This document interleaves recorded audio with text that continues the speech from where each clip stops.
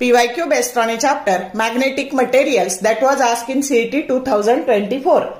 The graph for susceptibility chi versus temperature T are plotted for some ferromagnetic materials, which graph shows the correct variation where Tc is the critical temperature. Now see these four graphs carefully, and from these four graphs, the second graph, that is correct graph, because we know that for ferromagnetic material, if temperature goes on increasing, at some temperature the domain structure that gets collapsed, and that temperature is called as critical temperature, and after critical temperature the ferromagnetic material that gets converted into the paramagnetic material. आणि म्हणून second graph हा correct graph आहे.